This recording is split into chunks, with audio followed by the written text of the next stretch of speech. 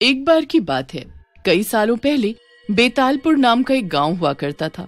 वो गांव बहुत ही सुंदर, बहुत ही शांत था, लेकिन कुछ समय से गांव में रहने वाले लोगों का व्यवहार थोड़ा बदला बदला सा लग रहा था। वो लोग ना तो किसी से बात करते थे और ना ही कभी हंसते थे, हमेशा गंभीर सा चेहरा लेकर चलते रहते। पूरा गांव उन लोगों को देखकर बहुत हैरान था। एक दिन गांव के लोग आपस में बातें कर रहे होते हैं कि कैसे गांव के कुछ लोग अजीब बर्ताव कर रहे हैं। हाँ भाई, वे लोग ना ही हंसते हैं ना ही बात कर रहे हैं, ऐसा क्या हो गया है उन्हें? मैं भी यही सोच रहा था, ना जाने किसकी नजर लग गई हमारे गांव वालों को। जाने दो, ये सब जल्दी ठीक हो जाएगा सब। चलो, मैं तो चला चिकन लेने के लिए। क्या है ना, घरवाली ने कहा है आते समय लाने को। अगर जल्दी घर नहीं गया तो डांट लगेगी घर में बहुत। सब हंसने लगे। इसके बाद मनोज वहाँ से पास के बूचड़ खाने से चिकन लेने गया। मनोज बूचड़ खाना पहुँचा। वहाँ एक आदमी एक तेज धार चाकू से मांस काट रहा था। ये देख मनोज बोला, अरे सुनो भाई, 1 किलो चिकन दे दो, और हाँ 2 लेग पीस भी डालना उसमें, और हाँ भाई ताजा मांस डालना, ठीक है? थोड़ा इंतजार करो, अभी ताजा मांस काटता हूँ। मनोज वहाँ से घर जाता है और सामान अपनी पत्नी को देता है। मनोज का ऐसा बर्ताव देख वो डर जाती है, क्योंकि मनोज उन्हीं लोगों की तरह बर्ताव कर रहा था जैसे गांव के वो लोग कर रहे हैं। लेकिन फिर भी वो शांति से खाना बनाकर मनोज को दे देती है। मनोज खाना खाकर सोने चला जाता है। आधी रात को मनोज उठकर घर से बाहर चला जाता है। मनोज की पत्नी ये सब चुपचाप देख रही होती है।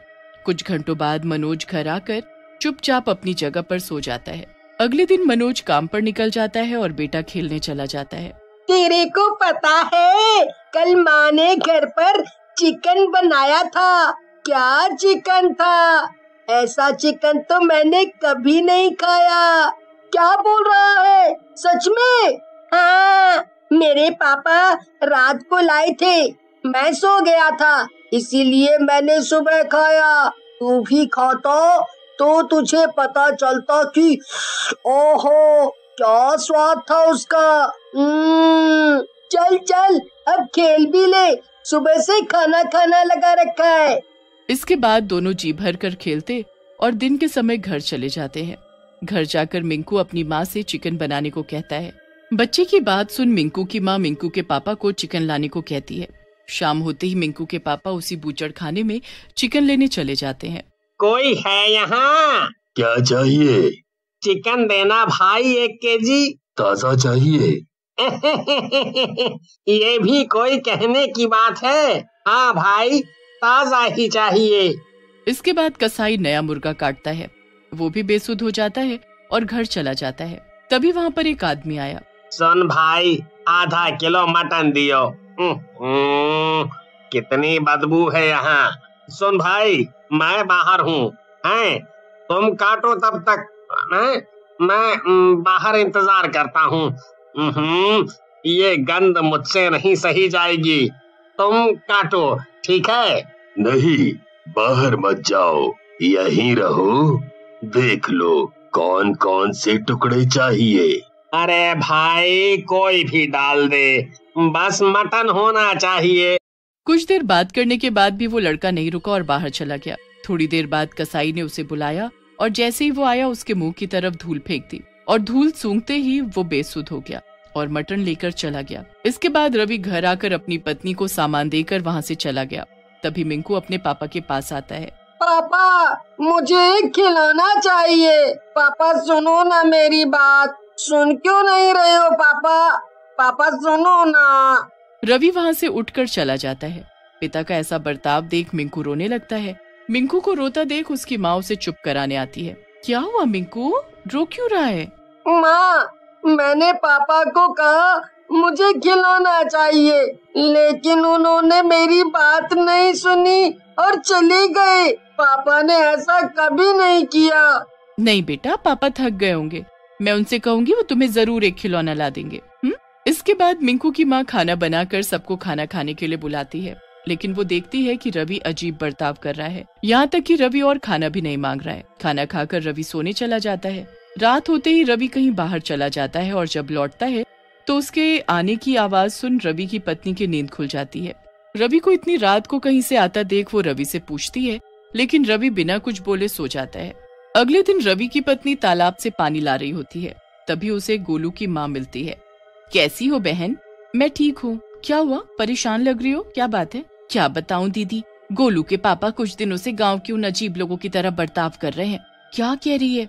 मेरे पति का बर्ताव भी उन्हीं लोगों के जैसा हो गया है। तुझे पता है, रात को अचानक चले जाते हैं, फिर लौट के चुपचाप सो जाते हैं, पूछो तो जवाब तक नहीं देते। सुनो बहन, हमें अपने पतियों पर नजर रखनी होगी, पक्का उनके साथ कुछ गलत हो रहा है। आज जब वो रात को जाएंगे तो हम उनका पीछा करेंगे, ठीक है? ठीक है। अब मैं चलती हूँ। रात होते ही दोनों अपने पतियों का पीछा करने लगी। उन्होंने देखा कि दोनों बूचड़ खाने जा रहे हैं। दोनों की दोनों चुपके से ये देख रही थी। रवि, मनोज और गांव के बाकी लड़के भी उस बूचड़ खाने की सफाई कर रहे थे। करो करो करो, काम करो, तुम सब मेरे गुलाम हो। तुम सब की आत्मा जब तक मेरे पास कैद है, कोई तुम्हें बचा नहीं सकता। रवि की पत्नी की नजर किनारों में लटकी कांच की बोतलों पर पड़ती है। देखो, मुझे लगता है वही सबकी आत्मा है, हमें उसे ही तोड़ना होगा। ध्यान से, उन बोतलों को कुछ न होने पाए, तुम सब आजाद हो जाओगे तो काम कौन करेगा? इसके बाद रवि की पत्नी ने सारी कांच की बोतल तोड़ दी। अचानक सभी होश में आ गए। ये क्या कर दिया? तुम्हें अब मैं छोड़ूंगा नहीं। अरे हम सब यहाँ क्या कर रहे हैं? छोड़ो, मेरी पत्नी को छोड़ो। सबके सब भूत से रवि की पत्नी को छुड़ाने लगते हैं। अचानक ही वहाँ पर रखी लालटेन नीचे गिर जाती है और वो बूचड़ खाना जलने लगता है। सब वहाँ से बाहर आने लगते हैं। इसके बाद बूचड़ खाना जलकर गायब हो जाता है। हम सब यहाँ, और ये सब क्या हो रहा था? मैं बताती हूँ। यहाँ काम करने वाला वो कसाई जिंदा इंसान नहीं बल्कि एक प्रेत था। उसने आप सबकी आत्माओं को अपने यहाँ कांच की बोतल में बंद करके रखा था ताकि वो आप सभी को अपना गुलाम बना सके। इसके बाद सब घर चले गए और पहले की तरह आम साधारण सी जिंदगी बिताने लगे। एक गांव में जॉन नाम का एक कसाई अपनी पत्नी मारिया के साथ खुशी खुशी रह रहा होता है और उस घर में एक बेसमेंट था जिसमें जॉन मीट काटता था। एक दिन जॉन हमेशा की तरह सुबह सुबह सारा मीट काट कर शहर बेचने जा रहा होता है। आज तुम कब तक घर आओगे? ये क्या सवाल है? मैं तो हमेशा रात के 10 बजे तक ही आता हूँ। फिर आज ऐसा क्या हो गया जो तुम ऐसे पूछ रही हो? नहीं, वो तो मैं ऐसे ही पूछ रही थी। वो मैं आज खाने में कुछ अच्छा सा बनाने वाली हूँ ना, बस इसीलिए। आज तो बाजार में बहुत भीड़ होती है, इसलिए आज भी आने में देर हो जाएगी। उसके बाद जॉन मीट बेचने शहर चला जाता है। जॉन बाजार में मीट बेच ही रहा होता है कि तभी उसे मारिया की बात याद आ जाती है। आज मारिया ने कितने प्यार से मेरे लिए कुछ खास बनाया है। मुझे आज घर जल्दी जाना चाहिए। जॉन उसके बाद घर के लिए निकल पड़ता है और जब वो घर में घुसता है तो मारिया पड़ोस में रहने वाले हरी नाम के एक आदमी से बातें कर रही होती है। जॉन छुपकर दोनों की बातें सुनने लगता है। मैं तो परेशान हो गई हूँ जॉन के साथ रहकर। अच्छा हुआ ये सुबह जाता है और देर तक घर आता है। जॉन मारिया की बातें सुन लेता है। उसे मारिया पर बहुत गुस्सा आता है। वो छुपकर हरी के वहाँ से जाने का इंतजार करने लगता है और जैसे ही हरी चला जाता है तो जॉन घर में अंदर जाता है। अरे आ गए तुम? मैं कब से तुम्हारे आने का इंतजार कर रही थी। तुम घर पर नहीं होते तो मैं पूरा दिन अकेले घर में बैठी बस तुम्हारे आने का ही इंतजार करती रहती हूँ। जॉन मारिया को कोई जवाब नहीं देता और चुपचाप अपने कमरे में जाकर बैठ जाता है। मारिया फिर जॉन के लिए खाना लेकर आती है। जॉन बिना कुछ बोले खाना खाने लगता है, पर खाना खाते ही उसकी हालत बिगड़ने लगती है। ये मुझे क्या हो रहा है? तुमने खाने में क्या मिलाया है? मैंने इसमें जहर मिलाया है ताकि मैं तुमको मार सकूं और हरी से शादी कर सकूं। तुमने मेरे साथ अच्छा नहीं किया। मैं तुम्हें जिंदा नहीं छोड़ूंगा मारिया। तुम खुद बचोगे तब मेरा कुछ बिगाड़ पाओगे ना। जॉन तड़प तड़प कर मर जाता है। उसके बाद मारिया और हरी जॉन को बेसमेंट में ले जाते हैं और उसके टुकड़े टुकड़े करके बाकी मीट के साथ मिला देते हैं। ताकि किसी को कुछ भी पता न चले कि जॉन अचानक कहाँ गायब हो गया। मारिया बेसमेंट में एक बड़ा सा ताला लगा देती है और उसकी चाबी अलमारी में रख देती है।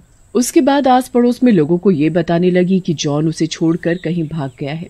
बेचारी मारिया, कैसा आदमी निकला जॉन, बेचारी औरत को अकेला छोड़कर भाग गया। समझ नहीं आ रहा कि अब मैं अकेली पूरी जिंदगी कैसे रहूंगी। अरे तुम्हें अकेले रहने की क्या जरूरत है, तुम किसी से शादी कर लो और खुशी खुशी रहो। कुछ दिन बाद मारिया और हरी शादी कर लेते हैं। उन पर किसी को शक भी नहीं होता। दोनों खुशी खुशी मारिया के घर रहने लगते हैं, क्योंकि मारिया का घर बहुत ही बड़ा होता है। एक दिन जब हरी और मारिया सो रहे होते हैं तो मारिया को बेसमेंट से अजीब अजीब आवाजें आने लगती हैं। मारिया हरी को जल्दी से उठाने लगती है, पर हरी बिस्तर पर नहीं होता। ये हरी कहाँ है? मारिया कमरे के बाहर जाकर देखती है तो हरी कहीं भी नहीं होता। मारिया को कुछ समझ नहीं आ रहा होता कि ये सब उसके साथ क्या हो रहा है। मारिया बहुत डर जाती है, पर फिर भी वो डरते डरते बेसमेंट में जाती है। बेसमेंट का दरवाजा खुला हुआ होता है। मारिया अंदर जाती है तो वहाँ वही भूत हरी को मीट काटने वाले चाकू से काट रहा होता है। मारिया, आओ मारिया, अब तुम्हारी बारी है। कौन हो तुम? तुम्हारा पति हूँ मारिया, जॉन। जॉन?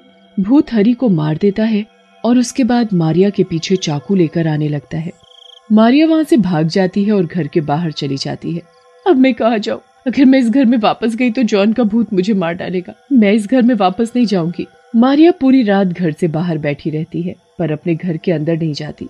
बैठे बैठे सुबह हो जाती है, पर मारिया की अभी भी हिम्मत नहीं होती कि वो उस घर में वापस चली जाए। इसीलिए वो हरी के घर में जाकर रहने लगती है। वो उस घटना के बारे में किसी को नहीं बताती ताकि उसका सच किसी को पता न चल जाए। मारिया को पैसों की जरूरत होती है, इसीलिए वो अपना घर किराए पर चढ़ा देती है। क्या बात है मारिया, तुम अपना इतना बड़ा घर छोड़कर यहाँ क्यों रह रही हो? और हरी कहाँ है? वो काम के सिलसिले में अचानक शहर से बाहर गए हैं। जब उनका काम शहर में जम जाएगा तो वो मुझे भी यहाँ से ले जाएंगे। उनके आने में कुछ महीने लग जाएंगे, इसलिए मैंने सोचा कि इतने बड़े घर में अकेले रहने से अच्छा है कि मैं यहाँ आकर रह लूं और उसे किराए पर चढ़ा दूं। अच्छा, तो तुम उसे किराए पर चढ़ाने वाली हो? किराए पर तो चढ़ा दिया है, बस आज वो लोग उस घर में आने ही वाले हैं। चलो ये तो अच्छी। उसी दिन फिर उस घर में एक परिवार रहने आ जाता है। उस परिवार में रमेश, उसकी बीवी कावेरी और उनके 2 बच्चे बबलू और पिंकी होते हैं। रमेश मारिया से उस घर की चाबी लेने आता है। मुझे आप घर की चाबी दे दो। हाँ ये लो चाबी। अच्छा, वो मैं बोल रही थी कि बस उस बेसमेंट में मत जाना। पर क्यों? वो दरअसल मेरे पति कसाई थे और वो वहाँ मीट काटा करते थे। उसमें बहुत गंदगी है, इसलिए मैंने उसमें ताला मार कर रखा है। ऐसी बात है तो हम वहाँ नहीं जाएंगे। रमेश और उसका परिवार मारिया के घर में रहने लगता है। सब उस घर में बड़े खुश होते हैं और बच्चों को तो बस इतना बड़ा घर खेलने के लिए मिल जाता है कि उनकी खुशी का तो कोई ठिकाना ही नहीं होता। सब लोग सो जाते हैं। बबलू और पिंकी अपने कमरे में सो रहे होते हैं। रात को जब पिंकी को गर्मी लगती है और वो पंखा चलाने के लिए उठती है तो उसको ठक ठक की आवाज आती है।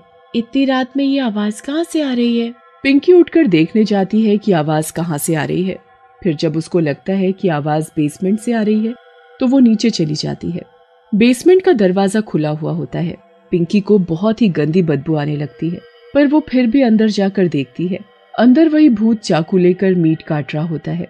पिंकी की डर के मारे आवाज ही नहीं निकलती और वो वहीं गिर जाती है। आजा आजा, तेरी बारी।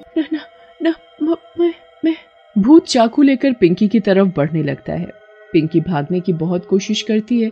फिर वो पिंकी के बाल पकड़ता है और उसे घसीटते हुए अंदर ले जाने लग जाता है। वो पिंकी को सामने मीट काटने वाली टेबल पर लिटा देता है और बस उसे काटने ही वाला होता है कि वहाँ रमेश आ जाता है। छोड़ दो मेरी बच्ची को, प्लीज प्लीज छोड़ दो, प्लीज। पापा मुझे बचाओ। रमेश को देखकर भूत हैरान हो जाता है और उसके हाथों से चाकू गिर जाता है। रमेश, मेरा नाम कैसे पता तुम्हें? मैं जॉन। जॉन? तुम जॉन हो? ये सब क्या हुआ, कैसे हुआ? मारिया ने मुझे जहर देकर मार डाला था। उसके बाद मारिया और हरी दोनों ने मेरी लाश को यहाँ लाकर उसके टुकड़े टुकड़े करके उसे मीट में मिला दिया। उसने मुझे धोखा दिया। मुझे पहले ही शक था कि मेरा भाई ऐसे भाग नहीं सकता। जब मारिया ने सब गांव वालों को ये बोला कि तुम उसे छोड़कर भाग गए हो, तो ये बात मुझे भी पता चली। मुझे इस बात पर यकीन नहीं हुआ। फिर उसने दूसरी शादी भी कर ली। उसके बाद मुझे पता लगा कि वो इस घर को छोड़कर किसी और घर में रहती है और इस घर को किराए पर देना चाहती है। मैं बस उसी वक्त मौका देखकर सच का पता लगाने के लिए एक किराएदार बनकर यहाँ आकर रहने लगा। मारिया ने कभी मुझे देखा भी नहीं था, इसलिए पता ही नहीं चला कि मैं तुम्हारा भाई हूँ। मैंने हरी को मार डाला और अब तुम मारिया को यहाँ लेकर आओ। मैं उसे अपने हाथों से मारना चाहता हूँ, तभी मेरी आत्मा को शांति मिलेगी। उसे मैं यहाँ जरूर लेकर आऊंगा और उसे हम मरने से भी ज्यादा बड़ी सजा देंगे। रमेश उसके बाद मारिया के घर जाता है और उसे जैसे तैसे करके उस घर में ले आता है। उसके बाद रमेश और कावेरी मारिया को पकड़कर उस बेसमेंट में बंद कर देते हैं। मुझे यहाँ से बाहर निकालो, निकालो मुझे यहाँ से। तभी वहाँ जॉन का भूत आ जाता है। अब तुम्हारी बारी मारिया। मुझे मत मारो जॉन, मुझे माफ कर दो। मैंने हरी से शादी करने के लालच में तुम्हें जहर देकर मार डाला और फिर तुम्हारे टुकड़े करके मीट में मिलाए। मुझे सब याद है जॉन, पर मुझसे बहुत बड़ी गलती हो गई। मुझे माफ कर दो, माफ कर दो मुझे। तुमने जो किया है तुम्हें उसकी सजा भुगतनी पड़ेगी मारिया। तभी अचानक बेसमेंट का दरवाजा खुलता है और वहाँ रमेश और कावेरी पुलिस और बाकी गांव वालों के साथ खड़े होते हैं। मैं जॉन का भाई हूँ रमेश। मुझे यकीन था मेरा भाई ऐसे भाग नहीं सकता और इसीलिए मैं सच का पता लगाने के लिए यहाँ आया। अब तुम खुद अपने मुंह से बोल चुकी हो जो तुमने जॉन के साथ किया। अब तुम्हें कोई नहीं बचा सकता। मारिया अपने मुंह से खुद बोल चुकी होती है कि उसने क्या किया, इसलिए उसे पुलिस पकड़ कर ले जाती है। मारिया पूरी जिंदगी जेल में अकेली रहती है और हर रात जॉन का भूत उसके सामने चाकू लेकर खड़ा रहता था। मारिया डर की वजह से चैन से सो भी नहीं पाती थी और उसकी जिंदगी मौत से भी बदतर हो जाती है।